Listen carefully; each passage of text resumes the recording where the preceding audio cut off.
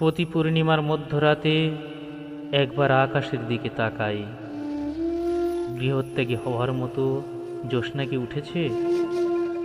বালিকা ভুলানো জ্যোৎস্না নয়, যে জ্যোৎস্নায় বালিকারা ছাদের রেলিং ধরে ছোটাছুটি করতে করতে বলবে, ও মাগো কি সুন্দর চাঁদ।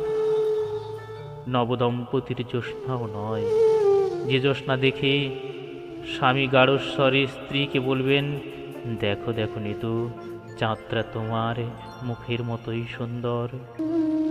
কাজলা দিদির স্যাঁতস্যাঁতে জ্যোৎস্না নয়, যে জ্যোৎস্নায় বাঁশি পরিপূর্ণ ডাস্টবিন উল্টে দেয় আকাশে। কবির জ্যোৎস্না নয়, যে জ্যোৎস্না দেখে কবি বলবেন, কবিদের লেখা কি আশ্চর্য, রূপার থালার মতো চাঁদ। আমি সিদ্ধার্থের মতো গৃহত্যাগী জ্যোৎস্নার জন্য বসে আছি, যে জ্যোৎস্না দেখা মাত্র গৃহের সমস্ত দরজা খুলে যাবে, ঘরের ভেতরে ঢুকে পড়বে বিস্তীর্ণ প্রান্তরে। প্রান্তরে হাঁটবো হাঁটবো আর হাঁটবো।